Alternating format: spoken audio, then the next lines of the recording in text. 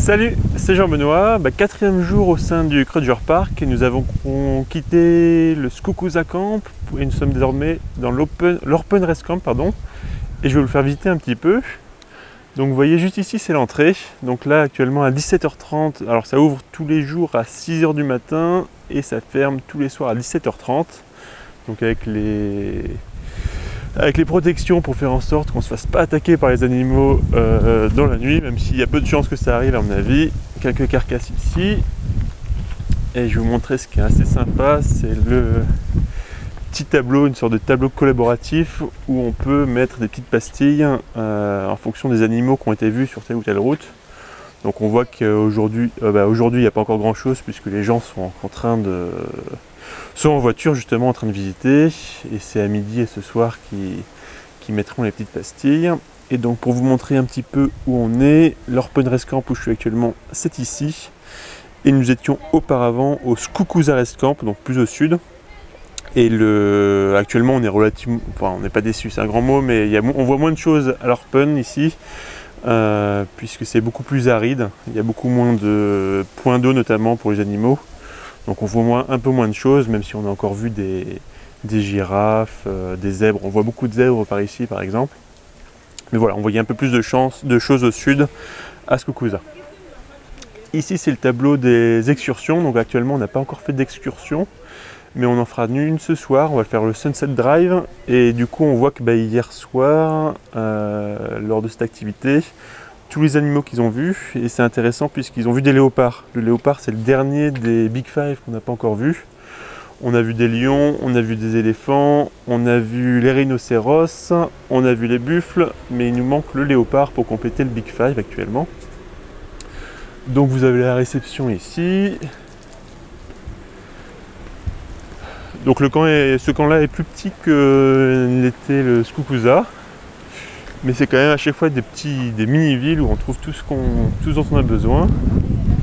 Ici, vous pouvez voir le shop dans lequel on va trouver tous les produits dont on peut avoir besoin couramment. Un petit bar minimaliste. Hello! Hello, how are you? Fine, thank you.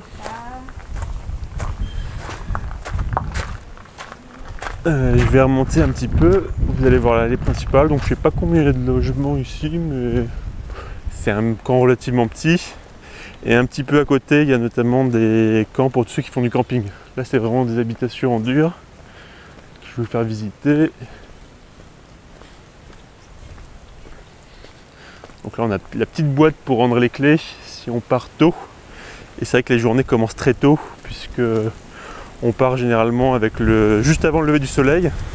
Donc ce matin par exemple on est parti à 5h30, on s'est levé à 5h30 et on est parti à 6h. Ce qui a deux avantages. Le premier c'est que on a le plus de chances de voir les animaux à la coucher du soleil et au lever du soleil. Et en plus de ça on peut apercevoir des paysages absolument magnifiques. Avec hier, on a eu la chance de voir un super lever du soleil avec des couleurs absolument magnifiques. Donc dans le coin là-bas, je ne vais pas vous la montrer parce qu'il n'y a pas un grand intérêt. On a une petite piscine. Je ne l'ai pas encore expérimenté parce qu'il y a quand même pas mal de vent. Donc j'ai peur que ça fasse un petit peu froid. Et on va bientôt arriver à notre petite maison qui est le numéro 8, qui se trouve juste derrière.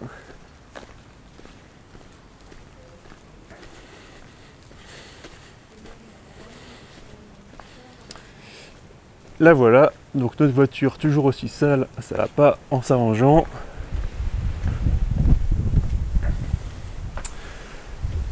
Une petite terrasse avec le barbecue standard, j'ai l'impression, à tous les camps qu'on a dans le Crudger. Le frigo, la cuisine en extérieur, j'ai l'impression que là aussi c'est un standard.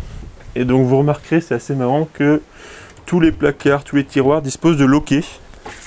Et en fait c'est tout simplement puisque dans le camp il y a des singes et qui se font un malin plaisir à ouvrir, à foutre le bordel là où ils peuvent. Et donc le staff a bien insisté là-dessus, qu'il fallait absolument qu'on ferme systématiquement tous les loquets.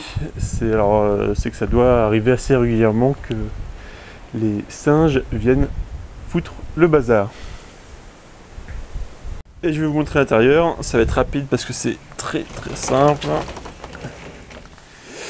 Avec le lit, un petit micro-ondes, un petit placard et toilette, salle de bain derrière la porte que je vais pas vous montrer.